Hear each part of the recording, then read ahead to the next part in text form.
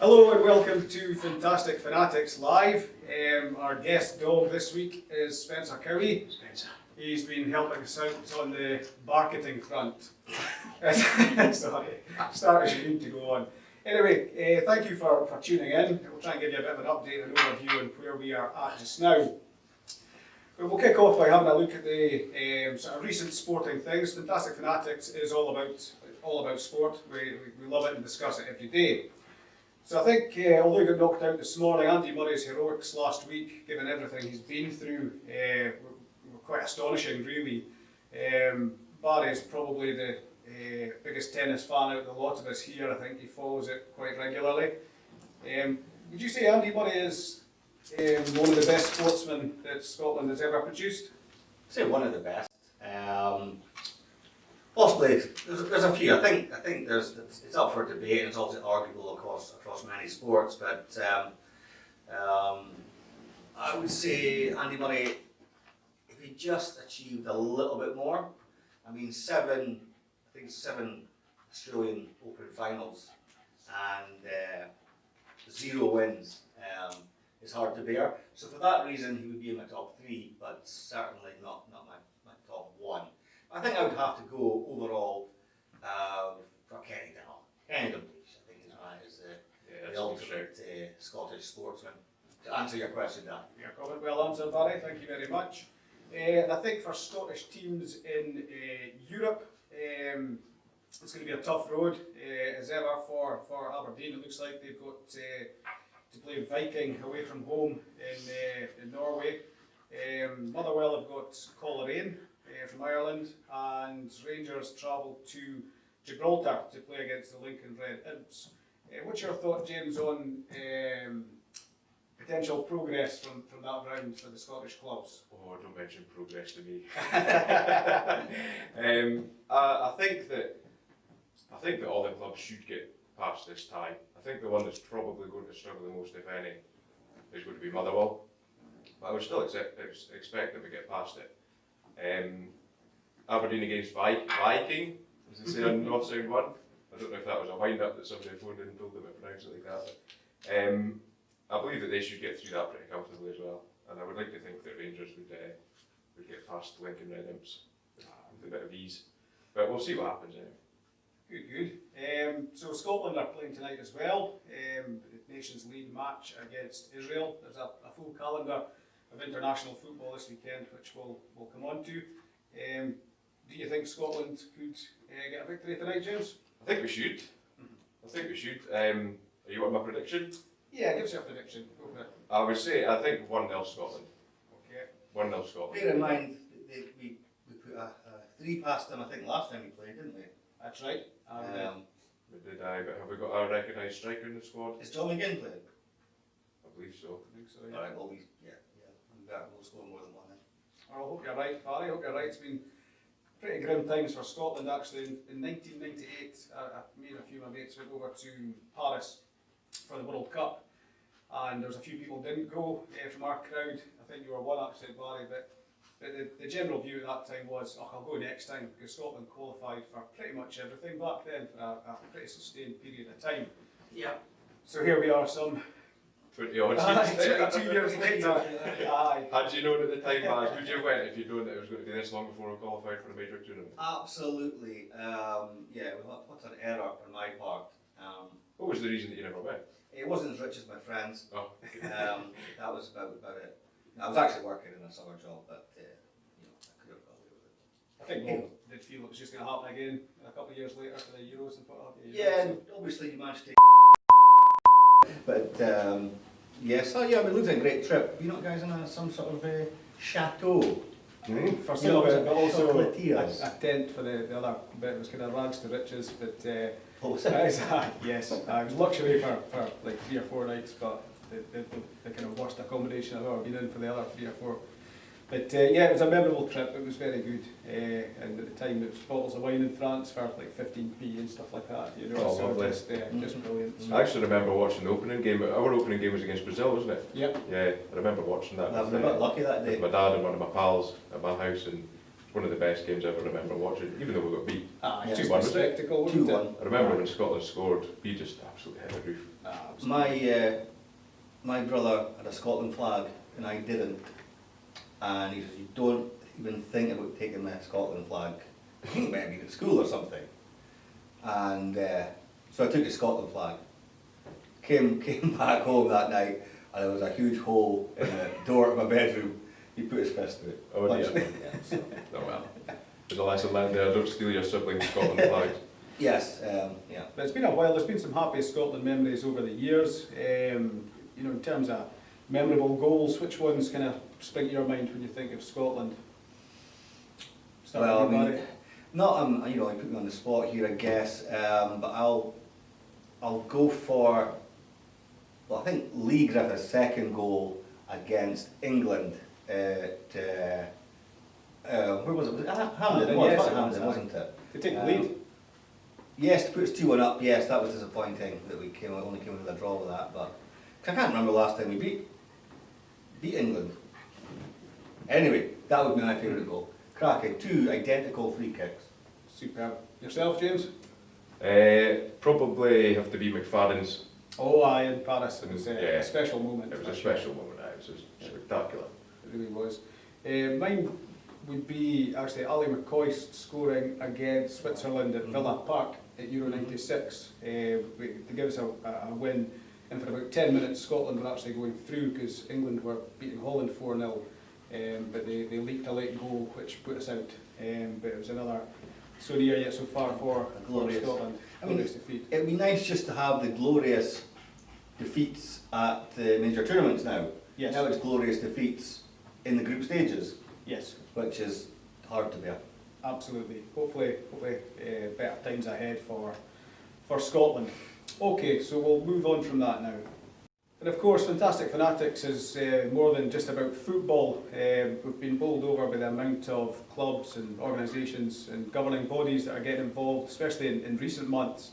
Do you want to give us a bit of an overview, Barry, on where we're at with newcomers to the platform? Absolutely, it's yeah, great to see we're making these big partnerships, these announcements sort of, you know, every week or every couple of weeks at the moment. So it's been really encouraging to see what's been happening at Fantastic Fanatics. So the likes of Millwall Football Club are on board, Derbyshire County Cricket Club, partnership with Netball Northern Ireland, the Irish FA, Scottish Swimming, Scottish Hockey, Ulster Hockey, Club Sport Aberdeen, and you know, we're talking to many more you know, potential key partners in sport, because that's what we're all about. We just want to try and you know, help sport and sports clubs survive and thrive in these challenging times. So yeah, long may that continue, and you know, demand we're seeing now is great, and yeah, we're just trying to help everybody generate that new revenue stream due to the likes of funding cuts in sport and stuff like that. So long may that continue, Dan. Brilliant, that's brilliant. All good news. And in terms of the retail partners that are coming on, that's a kind of moving target and moving in the right direction as well. James, I think it's fair to say there's some really good names coming onto the platform who are keen to work with us to help UK sports clubs. Absolutely, yeah, it's just evolving every day. I think in the last sort of week or so we've had about 65 new online retail partners. Brilliant. With some big names in there, and a couple of local in-store partners as well. Probably the first one to mention, K&I Patterson. They're a stove supplier and installer out near Lumphanan. I've known Ian for a couple of years now, who's one of the directors there, and they've come on as a retail partner, and when people get their stoves done or chimneys swept through them, their club can get rewarded with up to 2.5% of the transaction value, which is fantastic. Some of the online retail partners that we've got, Shark, the up and coming, very popular manufacturer of home cleaning equipment, I guess, hoovers and such like, can raise up to 2.5% with them. Also PlusNet broadband, if you get a broadband package, depending upon what kind of package it is, you can raise up to £17.50 for your club if you take out a new deal with them. Decent. Boohoo and Boohoo Man, obviously very popular fashion outlets for men and women, you can raise up to 3.5% with them, and Ted Baker as well, obviously well known high-end clothing brand, 3.5% with them. So it's going great, really good. Lots of new retailers coming on board, on a daily basis as well. So we just need to keep that momentum going, and it's given people a lot of choice of places to shop and raise money for their clubs. That's great news. It's never been easier for sports clubs at any level of any sport anywhere in the UK to raise new funds. So exciting news all around, guys. That's brilliant. So one of our key partners at Fantastic Fanatics is metalgallery.co.uk, and they make some really quirky and cool products. If you look behind us here, we don't support every football team. It's just a case of we've been working with a range of clubs over the last couple of years. So the likes of the Celtic print over there, that's available at the Celtic website just now. They've been selling really well. We have a current live project with Glasgow Rangers, which is a steel replica of the gates from outside Ibrox. And again, they've been selling really well. We're sending these all over the world at the moment. And one of our initial projects was, that's quite smooth, with some work with Aberdeen Football Club, and we have a signed Willie Miller print here, which we're willing to put into a competition. We'll be back in a couple of weeks with another one of these kind of vlogs.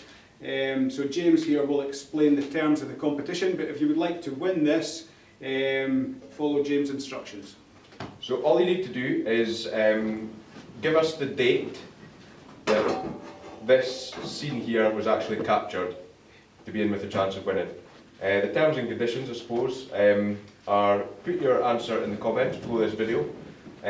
You'll obviously have to be a member of Fantastic Fanatics and make a qualifying purchase through one of our retail partners online or in store before the deadline, which I think is 2 weeks today. That's right. 2 weeks today. So 2 weeks today, the winner will be announced. Answer in the comments below. What date is that? Good question. 17th. 17th. 18th. 18th. 18th. Good maths in this company. Up there for thinking, doing it for dancing. Good stuff. Okay, nice easy competition, easy to enter. So, yep, good luck to everyone who takes part. So at Fantastic Fanatics, we have some more exciting news actually. We've struck up a partnership with the UK's biggest bookmaker, William Hill. What William Hill have come up with is a way to help sports clubs raise substantial funds very quickly through their fans and members.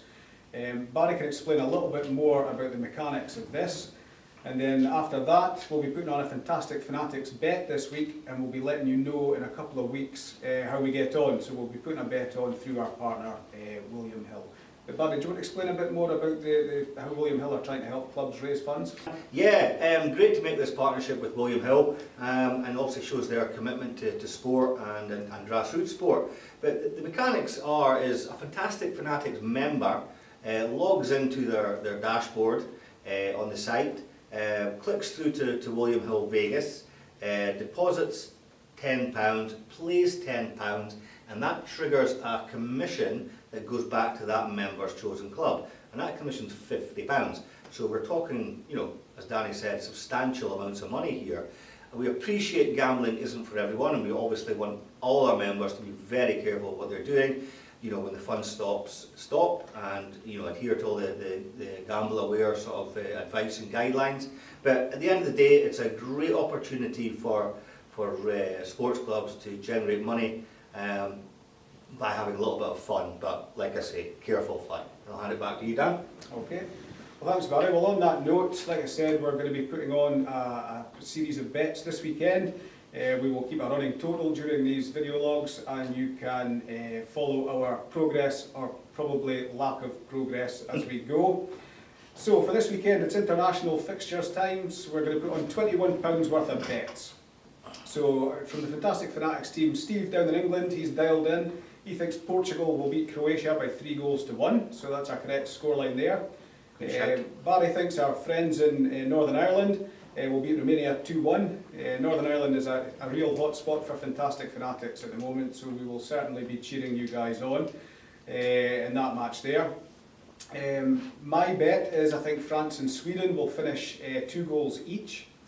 Hazel, who's the newest member of the team, thinks that Denmark will beat Belgium 2-1.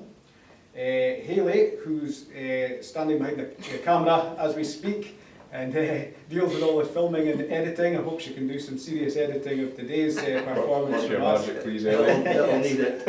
Haley thinks that Austria will beat Norway 2-1 this weekend. And last but not least, James thinks that Scotland, as he mentioned earlier, will beat Israel 1-0. So, what I'm we're the gonna- optimist. As long as we get a win. So what we're going to do, we've got 6 correct scores there. We're going to put on 15 times 50 pence doubles, 20 times 50 pence trebles, 15 times 20 pence fourfolds, which comes to £21 in total. So we'll get a return if we get 2 of those scores right. If we get 3 right, a better return. 4 right, it'll be, well, we might not even be here, we'll be abroad or something like that, that comes in. So we will let you know how we get on with our progress the next time we're on. Hello and welcome to Don't Try This at Home, the sporting section. Now, Danny's actually chipped his teeth a couple of times with this this shot, but a lot of practice and I think we'll get it right this time. So, here goes. Oh. Ow!